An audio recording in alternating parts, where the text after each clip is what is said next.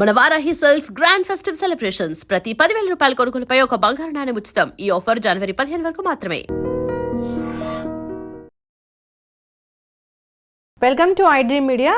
So జనరల్గా చలికాలం, winter season, శీతాకాలంలో హార్ట్ అటాక్ వచ్చే రిస్క్ అనేది ఎక్కువగా ఉంటుందా? సో హార్ట్ అటాక్ వచ్చే ముందు ఎలాంటి లక్షణాలు కనిపిస్తాయి, ప్రీ సిమ్టమ్స్ అంటే ఏముంటాయి, హార్ట్ అటాక్ అని తెలిసిన వెంటనే ఏం చేయాలి? సో పూర్తి వివరాలు తెలుసుకుందాం. మనతో పాటు ప్రముఖ interventional cardiologist doctor Chanakya Kishore ఉన్నారు from Care Hospital, Hitech City. Doctor గారు నమస్తే అండి. జనరల్గా ఇది వింటర్ సీజన్ వచ్చిందంటే ఎక్కువగా హార్ట్ అటాక్ రిస్క్ ఉంటుంది అని చెప్తూ ఉంటారు, అవునా డాక్టర్ గారు? వింటర్ సీజన్లో ఏంటంటే కొద్దిమందికి ఈ కొర్నరీ ఆర్టరీస్ స్పాజంలోకి పోవడం, అంటే కొర్నరీ వ్యాసో స్పాజం అంట, అట్లా రావడానికి కొద్దిగా ఆస్కారం ఉంది. బట్ హార్డ్ ఎవిడెన్స్ అని అంటే డెఫినెట్ ట్రయల్స్ మనకి సైన్స్ ఏం చెప్తుంది అంటే there is no seasonal variation for heart attacks. But కొద్ది పేషెంట్స్లో మటుకు హైపర్ సెన్సిటివ్ ఉండే వాళ్ళల్లో ఈ చలిలో స్పాజంలోకి పోయి ఆ కొర్నరీ ఆర్టరీస్ హార్ట్ అటాక్స్ రావడానికి ఛాన్స్ ఉన్నాయి. బట్ లార్జ్ ట్రయల్స్లో మెజారిటీ ఆఫ్ ద సైన్స్ ఏం చెప్తుంది అంటే there is no seasonal variation for heart attacks. తెల్లవారుజామున హార్ట్ అటాక్స్ రావడానికి ఎక్కువ ఛాన్స్ ఉంటుంది. ఎందుకంటే యూజువల్గా ఏంటంటే స్లీప్లో ఎర్లీ అవర్స్లో మన స్ట్రెస్ హార్మోన్స్ అంటారు, నారడ్రిలిన్, కార్టిజాల్, ఇవన్నీ స్ట్రెస్ హార్మోన్స్, ఇవన్నీ పెరుగుతాయి ఎర్లీ అవర్స్లో. స్ట్రెస్ హార్మోన్స్ పెరిగినప్పుడు ఏమైందంటే ఆటోమేటిక్గా ఈ కొర్నరీ ఆర్టరీస్ ఏదైతే ఉంటాయో బ్లడ్ సప్లై చేసేవి హార్ట్కి, ఇవి స్పాజంలోకి పోతాయి, అంటే నేరో అయిపోతాయి అనమాట. నేరో అయిపోయి లేకపోతే ఆ స్ట్రెస్ వల్ల ఏమవుతుందంటే ఒకసారి ఆల్రెడీ అండర్లైంగ్ వాళ్ళకి ఏమన్నా బ్లాక్ ఉందనుకోండి, ఆ బ్లాకు ఆ లేయర్ లోపల కొలెస్ట్రాల్ లేయరు ఈ స్ట్రెస్కి ఏమైందంటే సడన్గా రప్చర్ అయిపోద్ది, థిన్ అయిపోయి రప్చర్ అయిపోయి క్లాట్ ఫామ్ అయిపోద్ది. క్లాట్ ఫామ్ అయిపోయినప్పుడు అది 80% 90% ఉన్న బ్లాక్ కాస్త 100% అయిపోద్ది. క్లాట్ ఫామ్ అయిపోయి కంప్లీట్గా ఆర్టరీని అక్లూడ్ చేస్తుంది. అక్లూడ్ చేయడం వల్ల, క్లోజ్ చేయడం వల్ల ఏమైపోతుందంటే మేజర్ హార్ట్ అటాక్ రావడానికి ఎక్కువ ఛాన్స్ ఉంటుంది. సో కాబట్టి ఎర్లీ అవర్స్లో హార్ట్ అటాక్స్ కామన్గా వస్తాయి. హార్ట్ అటాక్ అని మనకి ఎలా తెలుస్తుంది వచ్చింది హార్ట్ అటాక్ అని? ఇప్పుడు యూజువల్గా ఏంటంటే దేర్ ఆర్ 2 వేరియంట్స్. యాంజైనా అంటారు, యాంజైనా చెస్ట్ పెయిన్ అంటే angina MI equivalent to chest pain అనమాట. Chest pain equivalent to major heart attack. So ఈ సిమ్టమటాలజీ ఎట్లా ఉంటే central chest pain, radiated to the back, కొంతమందికి left hand, lower jaw, epigastric discomfort, కొంతమంది gas లాగా అనుకుంటారు, చాలామంది కన్ఫ్యూజ్ అయిపోతారు, అసిడిటీ అనుకుని కన్ఫ్యూజ్ అయిపోతారు. సో ఈ సిమ్టమ్స్ ప్లస్ ప్రాస్ట్రేషన్ అంటారు, అంటే ప్రొఫ్యూజ్ స్వెట్టింగ్ వస్తుంది, స్వెట్టింగ్, కళ్ళు తిరగడం, కొంతమంది కళ్ళు తిరిగి పడిపోతారు. ఈ సిమ్టమ్స్ అన్నీ మామూలుగా మైల్డర్ ఫామ్స్లో వస్తాయి. ఎవరికి హార్ట్ అటాక్ వచ్చే ముందు తక్కువ మోతాదులో, తక్కువ స్థాయిలో వస్తాయి. మేజర్ హార్ట్ అటాక్ వచ్చినప్పుడు పెద్దగా హార్ట్ అటాక్ ఆర్టరీ కంప్లీట్గా సడన్గా బ్లాక్ అయిపోతే 100% మేజర్ హార్ట్ అటాక్ రావడానికి ఛాన్స్ ఉంటుంది. ఈ సిమ్టమ్స్ అన్నీ ఒక్కసారిగా పెద్దగా అయిపోతాయి, అన్బేరబుల్ పెయిన్ వచ్చేస్తుంది. వాళ్ళకి ఏంటంటే central chest pain, heaviness, squeezing pain, కొంతమందికి స్టాబింగ్ పెయిన్ అంటారు, అంటే కత్తితో పొడిచినట్టు అనిపిస్తుంది అనమాట వాళ్ళకి. సో అంత అన్బేరబుల్ పెయిన్ వస్తుంది, ప్లస్ ప్రొఫ్యూజ్ స్వెట్టింగ్ వస్తుంది, కొంతమంది కళ్ళు తిరిగి పడిపోతారు. తెలుస్తుందా డాక్టర్ గారు? అంటే మనం ఇంతకు ముందు ఇలాంటి నొప్పిని చూడలేదు అనే ఫీలింగ్ వస్తుందా? ఎస్, చాలా మందికి దే ఫీల్ దట్ డిఫరెన్స్. సడన్గా వాళ్ళకి ఏంటంటే ఇంతవరకు ఎప్పుడు నేను ఫీల్ కాలేదు ఇట్లాంటి పెయిన్, చాలా ఇబ్బంది పెట్టింది, I could not sleep entire night అంటారు, అంటే నైట్లో నిద్రపోలేకపోయాను, అసలు కంప్లీట్గా రెస్ట్లెస్గా ఉన్నాను, చెమటలు వచ్చేసినాయి, ఒళ్ళంతా తడిచిపోయింది, ఇట్లా ఎప్పుడు కాలేదు, నాకు కొద్దిగా ఆయాసం కూడా వచ్చినట్లు అనిపించింది, బ్రీత్ ఆగిపోయినట్టు అనిపించింది అని కూడా అంటారనమాట. సో ఇవన్నీ ఆ టైంలో స్పెసిఫిక్గా తెలుస్తుంది. దీంట్లో ఒక మెడికల్ టర్మ్ ఉందని అనమాట, యాంగర్ ఎనిమై అంటారు. యాంగర్ ఎనిమై అంటే వాళ్ళకి ఫియర్ ఆఫ్ ఇంపెండింగ్ డూమ్, అంటే ఏదో నాకు సడన్గా నేను కొలాప్స్ అయిపోతాను, ఏదో నాకు అబ్నార్మల్గా జరిగిపోతుంది, నేను చనిపోతానేమో అన్నట్లు ఫీల్ వాళ్ళకి సిక్స్త్ సెన్స్ చెప్తుంది అనమాట. So that is called anger enemy అంటారు, ఫియర్ ఆఫ్ ఇంపెండింగ్ డూమ్. ఆ సెన్సేషన్ కూడా వస్తుంది చాలా మందికి హార్ట్ అటాక్ వచ్చిన పేషెంట్. ఆ పెయిన్తో పాటు ఆ పెయిన్ వచ్చినప్పుడు వాళ్ళకి సిక్స్త్ సెన్స్ లాగా చెప్తుంది అనమాట. అది అంత నేను ఇంత భరించలేకపోయినాను, ఈ పెయిన్ ఇంతవరకు ఇట్లాంటిది రాలేదు, నాకు ఏదో అయిపోతుంది, నేను చనిపోతానేమో అన్నట్లు ఫీలింగ్, అంటే ఇంపెండింగ్ డూమ్ అనమాట, కొలాప్స్ అయ్యే ముందు వచ్చే ఫీలింగ్ అనమాట, అట్లా వస్తుంది. ఇక్కడ మధ్యలో చెస్ట్ మధ్యలో నొప్పి వస్తే అది heart attack pain. Central chest pain chest మధ్యలో వస్తే హార్ట్ రిలేటెడ్ పెయిన్ అనే అనుకోవాలి. అట్లా కాకుండా లెఫ్ట్ సైడ్ కానీ రైట్ సైడ్ కానీ రావచ్చు, but most commonly central chest pain వస్తేనే హార్ట్ పెయిన్ కింద లెక్క. ప్లస్ ఈ పెయిన్ రేడియేటింగ్ పెయిన్ ఇక్కడ నుంచి లెఫ్ట్ షోల్డర్ కానీ లెఫ్ట్ ఆర్మ్కి కానీ ప్లస్ బ్యాక్ కానీ అప్పర్ బ్యాక్ ఇట్లా రేడియేట్ అయితే అది కూడా హార్ట్ రిలేటెడ్ పెయినే. 99% హార్ట్ రిలేటెడ్ పెయిన్ అనే అనుకోవాలి. డాక్టర్ గారు, ఈ పెయిన్ వచ్చే ముందు అంటే ఒక 1 వీక్ ముందో 10 డేస్ ముందో ఇంకా ఏం లక్షణాలు తెలుస్తాయి? కొద్దిమందికి ఈ మేజర్ హార్ట్ అటాక్ సిమ్టమ్స్ వచ్చే ముందు ఒక ఫ్యూ డేస్ బ్యాక్ కానీ ఫ్యూ వీక్స్ బ్యాక్ కానీ మైల్డ్గా సిమ్టమ్స్ తెలుస్తాయి. వాళ్ళు మినిమల్ ఎక్సర్షన్ చేసినప్పుడు, అన్నం తిని నడిచినప్పుడు, లేదా మెట్లెక్కినప్పుడు, ఏదన్నా బరువు ఎత్తినప్పుడు, నైట్ టైం నిద్రపోయినప్పుడు వాళ్ళకి నిద్ర డిస్టర్బ్ రావడము, మైల్డ్ డిస్కంఫర్ట్ రావడము, ఇవన్నీ కొద్దిగా సిమ్టమ్స్ చూపిస్తారు చాలామందికి. అట్లీస్ట్ ఒక 60 to 70%, only 25 to 30% they present with major heart attack as a first symptom.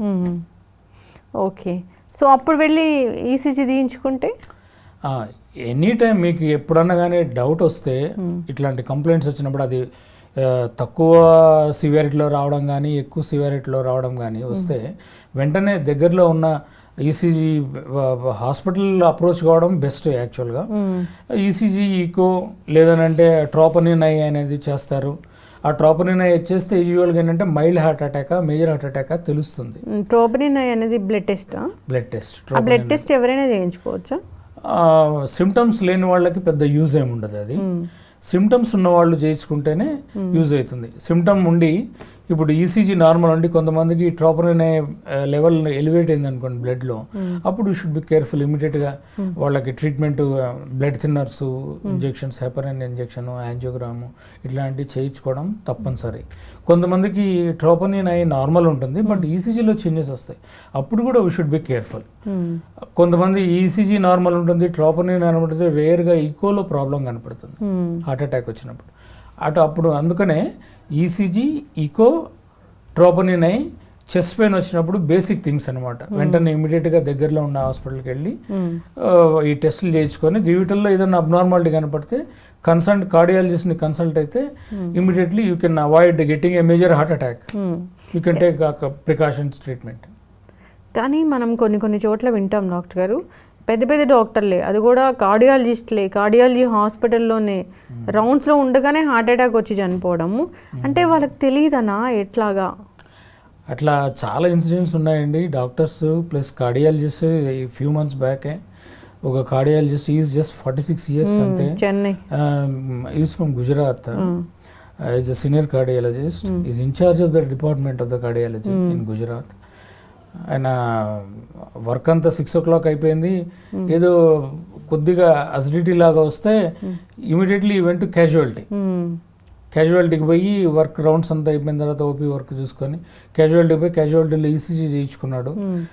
ECG చేయించుకుని నార్మల్ వచ్చింది, ట్రోపనిన్ ఈకో అన్ని నార్మల్ వచ్చిన తర్వాత మళ్ళీ 1/2 hour 45 minutes అక్కడ వెయిట్ చేసి క్యాజువాలిటీలో మళ్ళీ ఈసీజీ, ట్రోపనిన్ చేయించుకున్నాడు. 2 times నార్మల్ వచ్చాయి ఆయనకి. Echo, ECG 1 hour apart, 45 minutes to 1 hour. 1 hour అంటే అది 1 hour తర్వాత కూడా నార్మల్ వస్తే యూజువల్గా ఆయన ఏదో అసిడిటీ ఇంజెక్షన్ ట్యాబ్లెట్ ఏదో తీసుకొని ఇంటికి వెళ్ళాడు.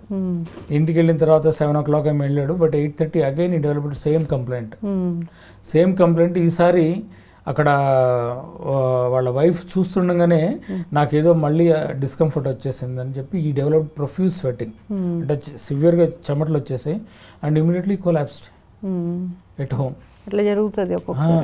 ఇంకా మా ఆయన్ని తీసుకొచ్చి ఎంత సిపిఆర్ చేసినా, క్యాజువాలిటీకి తీసుకొచ్చి సిపిఆర్ చేసినా కూడా ఈ కుడ్ నాట్ సర్వైవ్. చెన్నైలో కూడా ఒక కార్డియాలజిస్ట్ సిటీ సర్జన్ రీసెంట్గా some 53-year-old city surgeon also he died because of general surgeon also he died 3-4 days back. ఇట్లా కాకుండా అసలు ఒక 3-4 years తర్వాత వస్తుందేమో హార్ట్ అటాక్ అని తెలుసుకోవడానికి ఏం టెస్ట్లు ఉండవు? యూజువల్గా ప్రస్తుతానికి ఇప్పుడుకున్న నాలెడ్జ్తో మటుకు రేపు ఏం జరుగుతుందని చెప్పడానికి ఏం టెస్ట్ లేదండి. ఎవరన్నా అట్లా చెప్పినా కూడా అది మిస్కన్సెప్షన్, మిస్గైడింగే అవుతుంది. ఓకే, రాకుండా చేయడానికి ఏదో ఒక ఇంజెక్షన్ వచ్చింది, చాలా మిరాకిల్స్ చేస్తుంది, ఈ ఇంజెక్షన్ తీసుకుంటే హార్ట్ అటాక్ రాదు అంటున్నారు. ఇప్పుడు ఇవన్నీ ఏంటంటే ఇట్లాంటి డ్రగ్స్ మార్కెట్లో ముందు నుంచి కూడా ఉన్నాయి. ఇప్పుడు ఇవేంటంటే ఇవి కొంతమంది డయాబెటీస్కి యూజ్ చేస్తారు, కొంతమంది ఒబిసిటీ వెయిట్ ఎక్కువ ఉన్న వాళ్ళకి యూజ్ చేస్తారు ఈ డ్రగ్స్. అవి యూజ్ చేయడం వల్ల ఏమంటే హార్ట్ అటాక్స్ కూడా తగ్గాయి వీళ్ళల్లో అని ట్రయల్స్ చూపించాయి. సో అటువంటి వాళ్ళకి అంటే ఓవర్ వెయిట్ ఉన్న వాళ్ళకి, ఒబిసిటీ ఉన్న వాళ్ళకి, ప్లస్ డయాబెటీస్ ఉన్న వాళ్ళకి ఈ డ్రగ్స్ యూజ్ చేయడం వల్ల ఫ్యూచర్లో వీళ్ళకి హార్ట్ అటాక్స్ తగ్గడానికి ఛాన్స్ ఉంది. ప్లస్ ఇంకొకటి ఏంటంటే మామూలుగా హై కొలెస్ట్రాల్ ఉన్న వాళ్ళకి, family history of coronary disease with high cholesterol ఉన్న వాళ్ళకి మనము ఇంక్లీజిరాన్ అని ఒకటి డ్రగ్, లేటెస్ట్ డ్రగ్ ఇంజెక్షన్, ఈ ఇంజెక్షన్ ఇస్తాం. ఈ ఇంజెక్షన్ కాస్ట్లీ. ఇది యూజ్ చేయడం వల్ల ఏంటంటే కొలెస్ట్రాల్ బాగా తగ్గుద్ది. కొలెస్ట్రాల్ తగ్గడం వల్ల ఎస్పెషల్లీ ఫ్యామిలీ హిస్టరీ ఉన్న వాళ్ళకి ఇది బాగా పనిచేస్తుంది. కొలెస్ట్రాల్ తగ్గడం వల్ల ఏమైందంటే ఆటోమేటిక్గా హార్ట్ అటాక్స్ రావడానికి తగ్గుతుంది అనమాట. ఇది ఇండైరెక్ట్గా ఆ ట్రయల్స్ చెప్పింది. సో నార్మల్ పర్సన్ ఆ ఇంజెక్షన్ తీసుకోవడం వల్ల హార్ట్ అటాక్ రాదు అని ఏం లేదు. అట్లా నార్మల్ పర్సన్స్ తీసుకోకూడదు ఆ ఇంజెక్షన్. అట్లాంటివి ఏం లేవు. హార్ట్ అటాక్ వస్తే వెంటనే ఈ టాబ్లెట్స్ వేసుకోండి. నేను ఒక 3 టాబ్లెట్స్ కూడా చాలా వైరల్ అవుతుంది మెసేజ్. నిజంగా పనిచేస్తాయా? ఆ టాబ్లెట్స్ పేరు ఏంటి? అంటే అదొక కాన్సెప్ట్ ఉంది యాక్చువల్గా. ఇప్పుడు సంబడి ఒక రిమోట్ ప్లేస్లో ఉంటారు, వాళ్ళకి ఏం ఫెసిలిటీస్ ఉండవు, మెడికల్ ఫెసిలిటీస్. ఇమీడియట్గా ఏదైనా చెస్ట్ పెయిన్ వచ్చినప్పుడు అట్లాంటి వాళ్ళకి ఏంటంటే దెర్ ఈస్ ఎ పాలిపిల్ కాన్సెప్ట్ అని ఉంటుంది. దాంట్లో ఆస్పిరిన్ ఉంటుంది, స్టాటిన్ ఉంటుంది, కొలెస్ట్రాల్ రెడ్యూసింగ్ మెడికేషన్, ఇంకొకటి బీటా బ్లాకర్ అని ఉంటుంది అనమాట. ఇట్లాంటిది పాలిపిల్ థెరపీ అని ఉంటుంది. అదనే టాబ్లెట్ వేసుకుంటే ఏమైందనంటే ఇకోస్ప్రిన్ అనేది బ్లడ్ థిన్నర్. ఈ బ్లడ్ థిన్నర్ వల్ల ఏమైందనంటే ఏదైనా క్లాట్ ఫామ్ అయ్యింది, అప్పుడే క్లాట్ ఫామ్ అవుతుంది అనుకోండి, ఆ ఫామ్ కంప్లీట్ కాకుండా ఆపుద్ది. కంప్లీట్గా బ్లడ్ థిన్నర్ కంప్లీట్గా బ్లాక్ చేయకుండా ఓకే 98% క్లాట్ అయినా 1% బ్లడ్ సర్క్యులేషన్ మనకి జరిగినా కూడా మేజర్ హార్ట్ అటాక్ నుంచి బయటపడడానికి అనేది ఒక concept. But trials have not shown, studies మన సైన్స్ ఇప్పటివరకు ఎక్కడ ప్రూవ్ చేయలే అట్లాంటిది తీసుకున్నంత మరి. Plus most of the time వాళ్ళకి తెలియదు అది హార్ట్ అటాక్ కాదో తెలియదు. ముందు కన్ఫర్మ్ చేయాలి కదా ఎవరన్నా ఈ కన్సర్న్ పెయిన్ అనేది హార్ట్ అటాక్ కాదని. కానీ లిమిటెడ్ డోసెస్లో తీసుకోవడం వల్ల నార్మల్ హెల్దీ అడల్ట్కి ఈ ఆస్పిరిన్ అనేది, క్లోబిడోగ్రెల్, స్టాటిన్, బీటా బ్లాకరు ఇవి తీసుకోవడం వల్ల పెద్ద మేజర్ సైడ్ ఎఫెక్ట్స్ ఏం రావు ఇనిషియల్ ఒక టాబ్లెట్ వల్ల. సో అందుకని ఏంటంటే that is one concept. Probably if you are going for a trekking with some age 60+ age group, మీకు బ్యాక్గ్రౌండ్ హిస్టరీ ఆఫ్ స్మోకింగ్ కానీ, లేకపోతే ఫ్యామిలీ హిస్టరీ కానీ, డయాబెటీస్ కానీ, ఇట్లాంటి హై కొలెస్ట్రాల్ కానీ హిస్టరీ ఉంది కానీ ఇప్పటివరకు ఏం సిమ్టమ్స్ రాలేదు, మీరు ఏదైనా ట్రెక్కింగ్కి వెళ్తున్నారు, కొంచెం హై ఆల్టిట్యూడ్కి వెళ్తున్నారు, ఎక్కువ స్ట్రెన్యూస్ యాక్టివిటీకి వెళ్తున్నారు అన్నప్పుడు ఇట్లాంటి దగ్గర పెట్టుకోవడము. ఇంకొకటి సార్బిట్రేట్ అనే ట్యాబ్లెట్ 4 కింద పెట్టుకునేది, ఇటువంటి పెట్టుకోవడం వల్ల నష్టమేం లేదు. బట్ ఏదన్నా మెడికల్ పర్సన్ చూసి ఇది హార్ట్ రిలేటెడ్ పెయినే, ఇవి తీసుకుంటే మంచిదని ఇస్తే దానివల్ల డెఫినెట్లీ ఆస్పిరిన్ కోవిడ్ తర్వాత మాకు చాలా తెలిసిపోయింది అదొక బ్లడ్ థిన్నర్ అని. జనరల్గా కూడా హార్ట్ అటాక్ వస్తుంది, వ్యాక్సిన్ తీసుకుంటే కూడా హార్ట్ అటాక్ వస్తుంది, ఆ బ్లాక్స్ వస్తాయి అని అంటున్న నేపథ్యంలో చాలా మంది డాక్టర్ ప్రిస్క్రైబ్ చేయకుండా కూడా వాడుతూ ఉన్నారు. ఎక్కువ కాలం వాడితే ఏం జరుగుతుంది ఇలాంటి బ్లడ్ థిన్నర్స్? అసలు ఎవిడెన్స్ ఏం లేదండి. కోవిడ్లో కూడా ఫస్ట్ టూ మంత్స్ యాక్టివ్ ఫేజ్లోనే ఈ క్లాటింగ్ టెండెన్సీ అనమాట. కొంతమందికి బ్రెయిన్ స్ట్రోక్స్ వస్తాయి, కొంతమందికి లంగ్స్లో క్లాట్స్ ఫామ్ అవుతాయి, బ్రెయిన్లో క్లాట్ ఫామ్ అవుతుంది, హార్ట్లో కూడా క్లాట్ ఫామ్ కావడానికి ఛాన్స్ ఉంటుంది. బట్ ఇదంతా హైపర్ కోయాగులబుల్ స్టేట్ అంటారు బికాస్ ఆఫ్ కోవిడ్ ఇన్ఫెక్షన్. ఈ హైపర్ కోయాగులబుల్ స్టేట్ ఉన్నప్పుడు బ్లడ్ థిన్నర్స్ ఇస్తాం, బట్ దానికి ఒక బ్లడ్ టెస్ట్ చేయాలి మనం. డైమర్ అనే టెస్ట్ చేస్తాము, ట్రోపనిన్ అనే టెస్ట్ చేస్తాం. ఈ రెండు చేసి ఈ విగిన ఎక్కువ వచ్చిన వాళ్ళకి బ్లడ్ థిన్నర్స్ ఇస్తాం, యాంటీకోయాగులెంట్స్ అంటారు. ఇది కూడా ఈ హార్ట్ అటాక్స్ కానీ బ్రెయిన్ స్ట్రోక్స్ కానీ ఫస్ట్ 2 మంత్స్ యాక్టివ్ ఫేజ్లోనే వస్తాయి. వన్స్ రికవర్ అయిన తర్వాత రావు. బట్ కొంతమందికి ఏంటంటే లాంగ్ కోవిడ్ అంటారు, మోర్ దాన్ 6 weeks అట్లా వచ్చిన వాళ్ళకి కంటిన్యూస్గా వాళ్ళు కొద్ది గొప్ప డిస్కంఫర్ట్, ఆయాసము, బ్రెత్లెస్నెస్, ఫెటిగబిలిటీ ఇవన్నీ చాలా రోజులు కంటిన్యూ అవుతాయి. అటువంటి వాళ్ళల్లో రావడానికి కూడా ఛాన్స్ ఉంది. సో అటువంటి వాళ్ళలో మళ్ళీ మనం డీడైమర్ అనేది, ట్రోపోనిన్ అని టెస్ట్ చేస్తుంటాం అనమాట. డీడైమర్ ఇప్పుడు కన్సిడర్ చేస్తామా మనం? డీడైమర్ ఎస్పెషల్ కోవిడ్ వచ్చినప్పుడు ఖచ్చితంగా చేయాలి. ఇప్పుడు కూడా హార్ట్ అటాక్కి అది మనం హార్ట్ అటాక్లో అది ఏంటంటే డీడైమర్ అనేది ఎప్పుడు ఎలివేట్ అవుతుందంటే హార్ట్ అటాక్ కోసం చెక్ కాదు మనం చేసేది. లంగ్స్లో క్లాట్స్ ఫామ్ అయినాయా లేదా, లెగ్స్లో క్లాట్స్ ఫామ్ అయినాయా లేదా అని తెలుసుకోవడం కోసం డీడైమర్ చేస్తాం.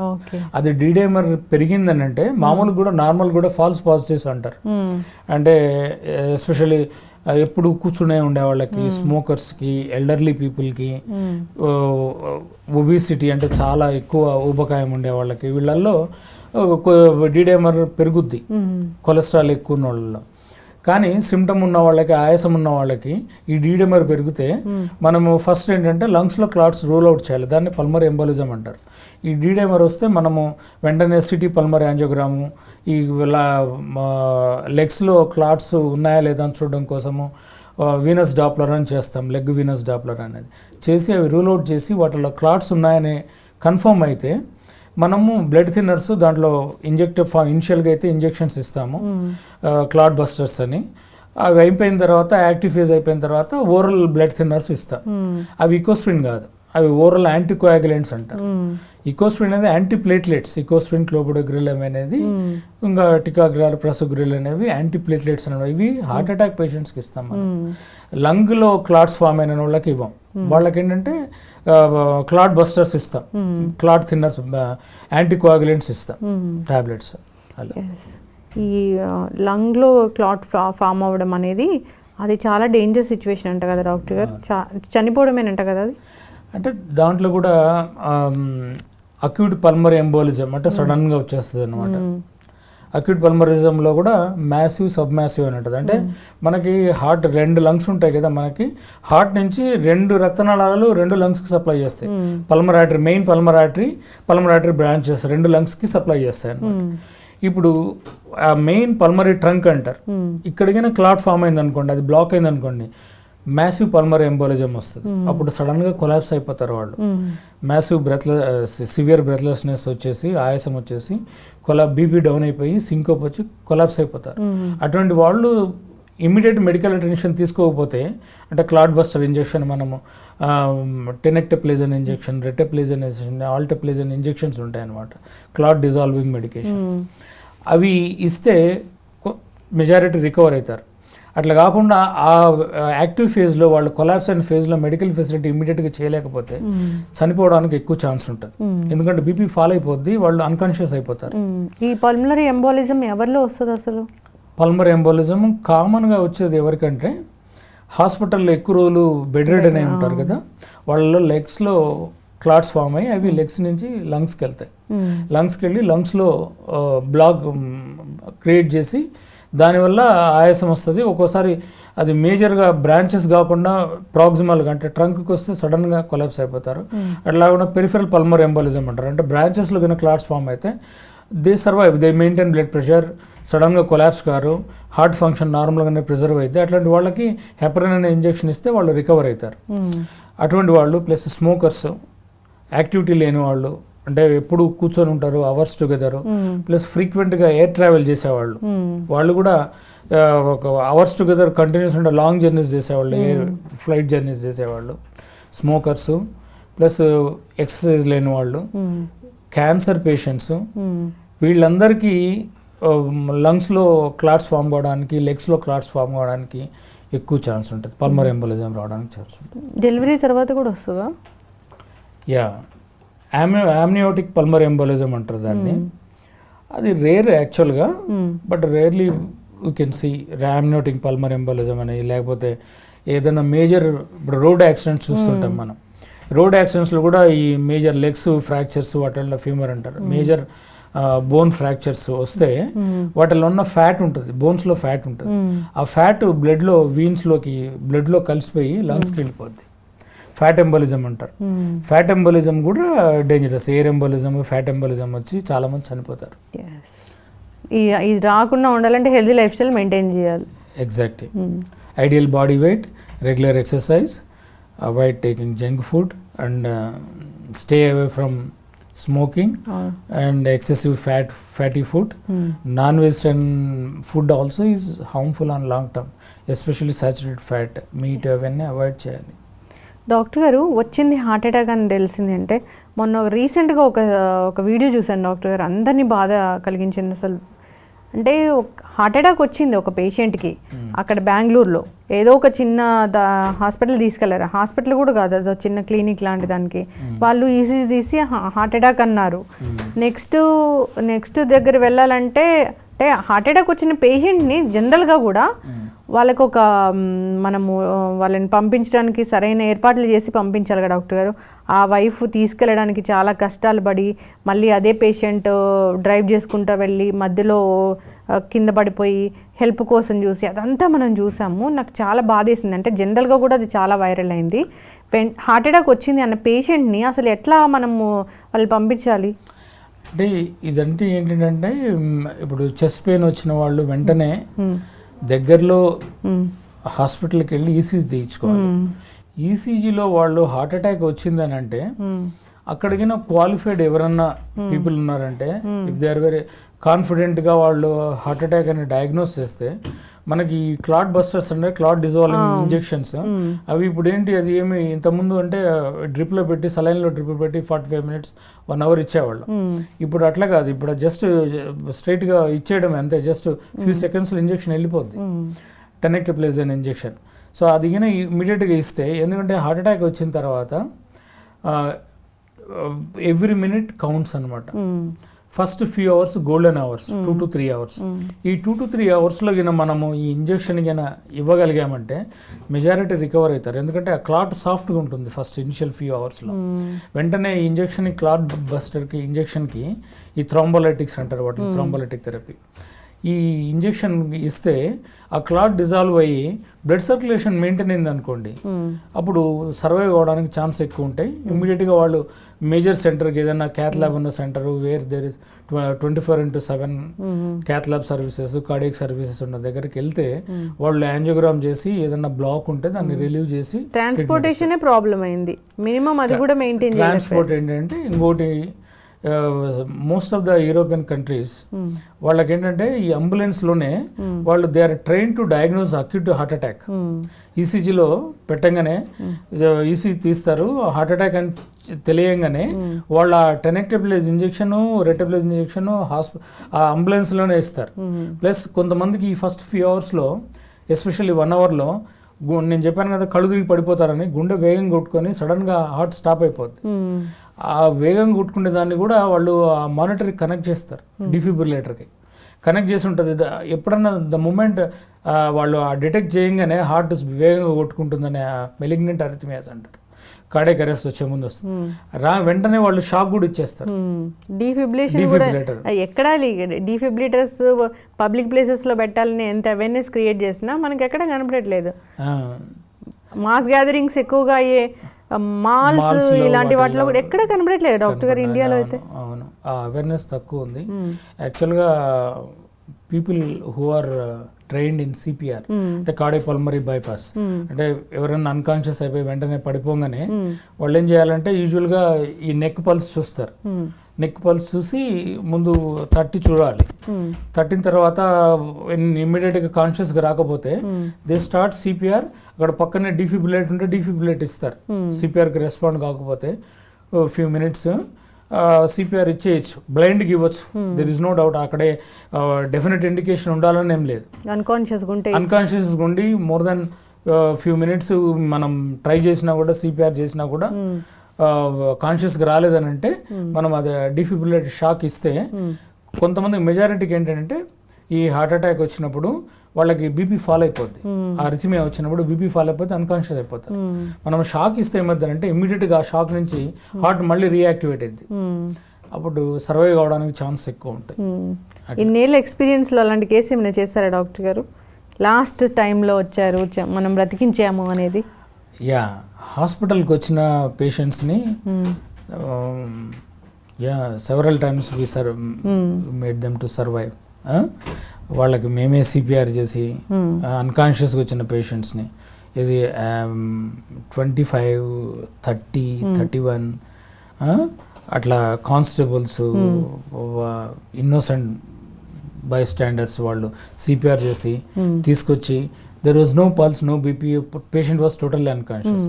అట్లాంటి వాళ్ళని సిపిఆర్ చేసి, బట్ విట్నెస్డ్ కానీ అన్విట్నెస్డ్ అంటే చూసినప్పుడు కళ్ళు తిరిగి పడిపోయి వాళ్ళు సిపిఆర్ చేసి వెంటనే తీసుకొస్తే వాళ్ళకి సర్వైవల్ రేట్ ఎక్కువ ఉంటుంది. విట్నెస్డ్ అంటే వాళ్ళు ఎంతసేపు అయిందో కళ్ళు తిరిగి పడిపోయిందో మనకు తెలియదు. అట్లా పడిపోయి ఉంటాడు, చూసి దారిన పోయే వాళ్ళు చూసి అతన్ని పేషెంట్ తీసుకొచ్చి హాస్పిటల్లో అప్పుడైనా సిపిఆర్ చేస్తాం. సిపిఆర్ చేసి వాళ్ళకేంటంటే హార్ట్ రికవర్ అయినా కూడా బ్రెయిన్ రికవర్ అయిద్దా లేదనేది పెద్ద క్వశ్చన్ మార్క్. ఎందుకంటే బ్రెయిన్కి గిన blood circulation more than 3 to 5 minutes గిన ఆగిపోయిందంటే న్యూరాన్స్ చనిపోతాయి, డెడ్ అయిపోతాయి.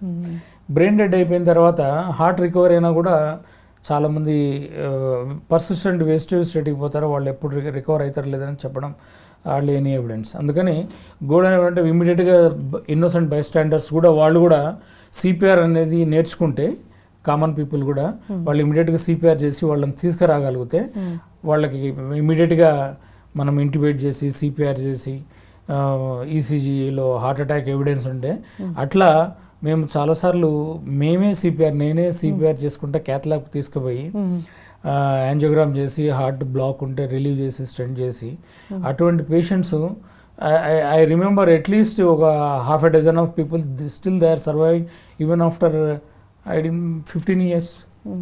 కోవిడ్ తర్వాత ఈ కరోనా వ్యాక్సిన్ వేసుకున్న తర్వాత హార్ట్ అటాక్స్ పెరిగాయా? ఇది యాక్చువల్గా దెర్ ఈజ్ నో సైన్స్ అండి దీంట్లో, ఇది మిస్కన్సెప్షన్. కోవిడ్ వ్యాక్సిన్ వేసుకున్న తర్వాత ఎస్పెషల్లీ ఎంఆర్ఎన్ఏ వ్యాక్సిన్స్ వేసుకుంటే ఏమైందంటే కొంచెం ఇన్ఫ్లమేషన్ క్రియేట్ అవుతుంది అక్కడ వ్యాక్సిన్ వేసుకున్న చోట. కొద్ది మందిలో హార్ట్ బీట్ పెరగడానికి ఛాన్స్ ఉంటుంది, కొద్ది మందిలో మయోకార్డైటిస్ అనేది హార్ట్ కొద్దిగా వీక్ కావడానికి ఛాన్స్ ఉంటుంది. బట్ హార్ట్ అటాక్స్ రావడం అనేది ఎక్కడ ప్రూవ్ కాలే ఇంతవరకు.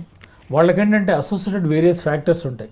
ఆల్రెడీ కోవిడ్ తీసుకున్న వాళ్ళు, కోవిడ్ వచ్చిన వాళ్ళు వ్యాక్సిన్ తీసుకోవచ్చు కదా, అటువంటి వాళ్ళకి రావడానికి ఛాన్స్ ఉంది. అంతేగాని యాక్టివ్ ఫేజ్లో ఉన్న వాళ్ళు నేను చెప్పేది ఉన్నప్పుడు ఇప్పుడు వాళ్ళు చెప్పరు, చాలా మంది రివీల్ చేయరు, నాకేం రాలేదు ఏం తెలియదు అని అంటారు. కోవిడ్ చాలా మందిలో సైలెంట్ కూడా ఉంటుంది, ఏంటంటే నాన్ స్పెసిఫిక్ కంప్లైంట్స్ ఉంటాయి, వాళ్ళకి ఐడెంటిఫై చేసుకోలేరు, మెడికల్ అటెన్షన్ తీసుకోరు. సో వాళ్ళు సబ్సిక్వెంట్ గా కోవిడ్ వ్యాక్సిన్ వేసుకుంటారు ఆ యాక్టివ్ ఫేజ్ లో. వాళ్ళకి ఇమ్యూనో సప్రెసెంట్, ఎల్డర్లీ పీపుల్, వీళ్ళకి ఏంటంటే ఇమ్యూనిటీ చాలా తక్కువ ఉంటుంది. సో ఈ యాక్టివ్ ఫేజ్లో ఆల్రెడీ ఇమ్యూన్ తక్కువ ఉన్న ఫేజ్లో వాళ్ళు ఈ కోవిడ్ ఇన్ఫ్లమేషన్ కంటిన్యూ అవుతున్నప్పుడు వ్యాక్సిన్ వేసుకుంటే అటువంటి వాళ్ళకి ఏదైనా ప్రిస్క్రైబ్ కావడానికి ఛాన్స్ ఉంది. అంతేగాని వ్యాక్సిన్ పర్సే క్లియర్గా వాళ్ళు ఇప్పుడు కోవిడ్ వచ్చి కూడా మనకి 2-3 years అయిపోయింది కదా. So there is enough data, enough people who have taken vaccine and they followed up for 2 years or 3 years whatever. ఎవరికి మేజర్ హార్ట్ అటాక్స్ వచ్చినట్లు కానీ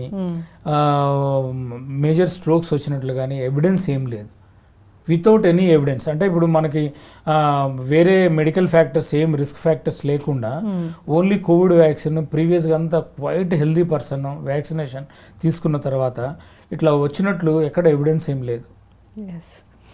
అయితే డాక్టర్ గారు, ఇప్పుడు హార్ట్ అటాక్ వచ్చిన 1 hour లోపు హాస్పిటల్కి వెళ్ళిపోవాలా? అంటే జనరల్గా పక్కన ఉంటే పక్కనే హార్ట్ అటాక్ రాగానే ఇమ్మీడియట్గా మెడికల్ అటెన్షన్ అయితే తీసుకోవాలి. గోల్డెన్ పీరియడ్ అంటే 1 hour, 2 to 3 hours golden hour. ఎందుకంటే మయోకార్డియం ఇప్పుడు బ్లడ్ సర్క్యులేషన్ ఆగిపోగానే స్లోగా అది వీక్ అవుతుంది. మయోకార్డియం పంపింగ్ చేంబర్ కదా, హార్ట్ అంటే it's like A pumping chamber, muscle pump చేస్తూ ఉంటుంది, శరీరానికి అంతా బ్లడ్ సప్లై చేస్తుంది. ఈ బ్లడ్ వెజల్ ఏదైతే ఆగిపోయిందో ఆ ఏరియా స్లోగా వీక్ అయిపోద్ది. ముందు ఇనిషియల్ ఫేజ్లో ఇరిటబుల్ అయిపోద్ది, వెంటనే సడన్గా బ్లడ్ సర్కిల్ ఆగిపోగానే ఇరిటబుల్ అయిపోయి వెంటిలేటర్ అరిథమియాస్ వస్తాయి. అందుకని చెప్పాను, సడన్గా కళ్ళు తిరిగి పడిపోతారు, కార్డియాక్ అరెస్ట్ అయింది ఫస్ట్ 1 hourలో, మెలిగ్నెంట్ అరిథమియాస్ వస్తాయంట. అట్లా రాలేదనుకోండి, ఈ మయోకార్డియం మనం వెంటనే థ్రాంబోలైటిక్ ఇంజెక్షన్ ఇవ్వడం కానీ లేకపోతే యాంజియోగ్రామ్ చేసి ఆ బ్లాక్ని రిలీవ్ చేసి స్టెంట్ వేస్తే వీక్ అవుతున్న హార్ట్ వెంటనే రికవర్ అయింది.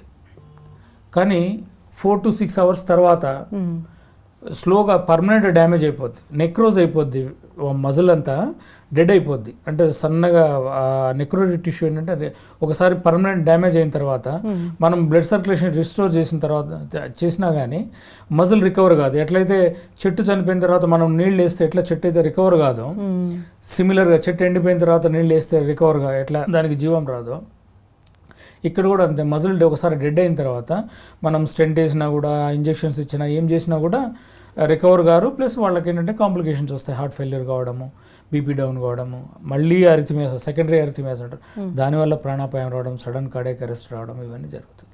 ఒకసారి స్టెంట్ వేసాక మళ్ళీ హార్ట్ అటాక్ వచ్చే అవకాశం ఉంటుందా? డెఫినెట్గా మేడం. ఒకసారి హార్ట్ పేషెంట్ అంటే లైఫ్ టైం హార్ట్ పేషెంటే. ఒకసారి హార్ట్ అటాక్ వచ్చింది, నేను వెంటనే 1 అవర్లో వెళ్ళిపోయాను, డాక్టర్ గారు స్టెంట్ వేశారు, మంచి రిజల్ట్ వచ్చింది, నా హార్ట్ నార్మల్గా ఉంది, ఇప్పుడు నేను అన్నీ తినొచ్చు, తిరగచ్చు, నేను అన్ని బ్యాడ్ హ్యాబిట్స్, నా లైఫ్ స్టైల్ ఇష్టం అట్లా అనడానికి లేదు. ఒకసారి మీకు ఆ ససెప్టబిలిటీ వచ్చిందని లెక్క, మీ బ్లడ్ వెజల్స్కి హార్ట్ అటాక్ వచ్చే ఆ టెండెన్సీ ఉందన్నట్టు. ఒకసారి మీరు టైంకి పోయి మీరు స్టెంట్ వేయించుకున్న వెంటనే హార్ట్ మజిల్ వీక్ కాదు, రికవర్ అవుతారు చాలామంది. కొద్దిగా మైల్డ్ వీక్నెస్ ఉన్న తర్వాత 4 to 6 వీక్స్లో హార్ట్ నార్మల్ అయిపోద్ది. నార్మల్ అయిపోయి స్లోగా medications lifetime blood thinner వాడుకుంటుండాలి. ప్లస్ హెల్దీ లైఫ్ స్టైల్ అనేది లైఫ్ టైం పాటించాలి. లేకపోతే ఏంటంటే వీళ్ళకి మళ్ళీ అక్కడ స్టెంట్ బాగుండొచ్చు, స్టెంట్లో కూడా ఒక్కోసారి మళ్ళీ క్లాట్ ఫామ్ కావచ్చు 4-5 ఇయర్స్ తర్వాత, 10 ఇయర్స్ తర్వాత, లేదంటే వేరే బ్లడ్ వెజల్స్లో ఎక్కడన్నా కొత్త ఏరియాస్లో కూడా బ్లాక్స్ రావడానికి ఛాన్స్ ఉంది హెల్దీ లైఫ్ స్టైల్ పాటించకపోతే. ఇప్పుడు 20-25 ఇయర్స్ ఆఫ్ ఏజ్లోనే హార్ట్ అటాక్ వస్తున్న నేపథ్యంలో రాకుండా జాగ్రత్తలు అంటే మీరు ఏం చెప్తారు డాక్టర్ గారు? మనకి ఇండియాలో ఎస్పెషల్లీ ఈ Indian subcontinent, South Asian రీజన్లో heart attacks compare to western people, అంటే అమెరికా కానీ యూరోప్ కానీ వాళ్ళతో కంపేర్ చేస్తే మనకు ఒక డికేడ్ ఎర్లీగా వస్తాయి హార్ట్ అటాక్స్, హార్ట్ ప్రాబ్లమ్స్ కూడా.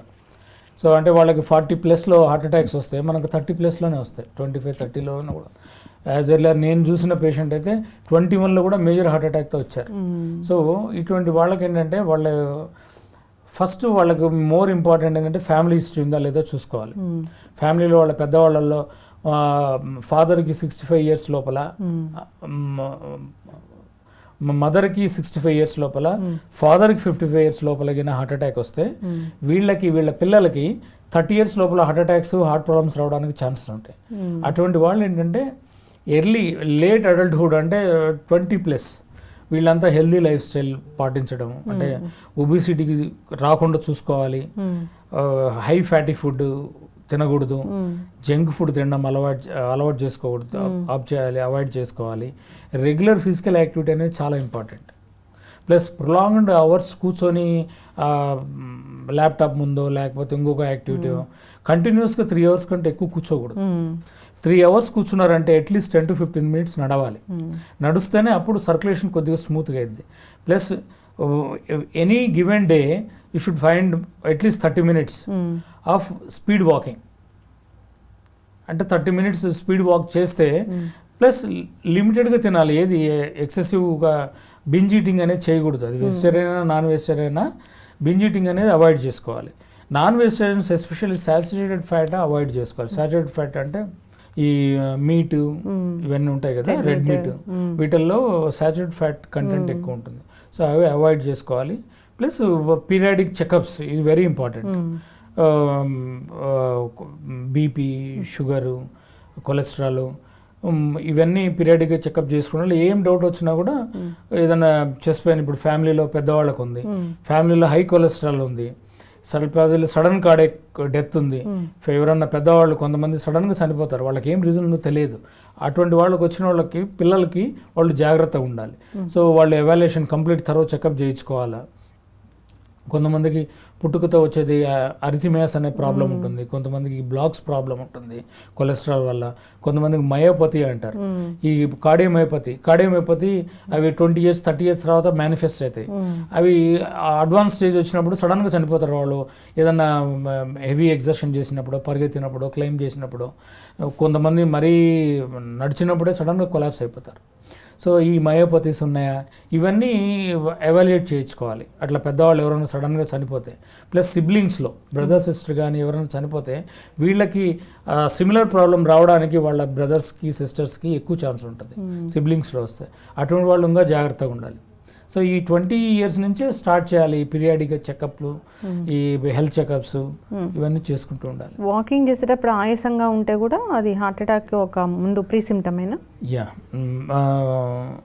హార్ట్ ప్రాబ్లం అనేది మామూలుగా హార్ట్ అటాక్ అంటే చెస్ట్ పెయిన్ అనే అనుకుంటాము, కానీ చెస్ట్ పెయిన్ అనేది వన్ ఆఫ్ ద కాంపోనెంట్ అనమాట. ఈ యాంజైనా అనేది హార్ట్ అటాక్ వచ్చే ముందు వచ్చే కంప్లైంట్స్లో చెస్ట్ పెయిన్ అనేది ఒక సిమ్టమ్, ఒక కంప్లైంట్ అంతే. కొద్దిమందికి ఆయాసం వస్తుంది మీరు అన్నట్టు, కొంతమందికి అసిడిటీ ప్రాబ్లం వస్తుంది, కొంతమందికి ఓన్లీ స్వెట్టింగ్ వస్తుంది, నడుస్తారు ఏం రీజన్ ఉండదు కానీ స్వెట్ చెమటలు వచ్చేస్తాయి. కొంతమందికి కళ్ళు తిరిగినట్లు ఉంటుంది, కొంతమంది కళ్ళు తిరిగి పడిపోతారు కూడా స్పీడ్గా నడిచేవాళ్ళు, సడన్గా ఉన్నట్టుండి ఏం రీజన్ ఉండదు. ఇటువంటి వాళ్ళకు కూడా జాగ్రత్త పడాలి. ఇమీడియట్గా చెకప్, ఏదైనా హెల్త్ చెకప్, కార్డియాక్ చెకప్ చేసుకొని జాగ్రత్త పడాలి. ఎస్, చక్కటి ఇన్ఫర్మేషన్ డాక్టర్ గారు. మరిన్ని వీడియోస్ చేద్దాము, సిరీస్ కంటిన్యూ చేద్దాము. మీరు చెప్పిన జాగ్రత్తలు అందరూ పాటించాల్సిందే. సో హార్ట్ అటాక్ రాకుండా చేసే మందులు అంటే ఏం లేవు, మన లైఫ్ స్టైల్లో చేంజ్ చేసుకోవాల్సిందే ఖచ్చితంగా. Prevention is better than cure. నొప్పి వచ్చింది అంటే అది గ్యాస్ నొప్ప, గుండె నొప్ప అని మనమే దాన్ని డిటెక్ట్ చేసుకునే బదులు డాక్టర్ దగ్గరికి వెళ్తే వాళ్ళు చెప్తారు అసలు ఏంటి అనేది. అది గ్యాస్ నొప్పి అయితే నో ఇష్యూ, గుండె నొప్పి అయితే సరైన ట్రీట్మెంట్ అనేది జరుగుతుంది సరైన అవర్స్లో. సో భయపడకుండా ఉండాలి. మీరు చెప్పినట్లుగా ట్యాబ్లెట్స్ అనేవి పెట్టుకోవచ్చు దగ్గర, చెప్పలేము అది హార్ట్ అటాక్ అయితేనే తీసుకోవాలి, దానికన్నా ముందు డాక్టర్ని సంప్రదిస్తే మంచిది. చక్కటి ఇన్ఫర్మేషన్ అండి, ఫాలో అవ్వాలని కోరుకుందాం. ధన్యవాదాలు.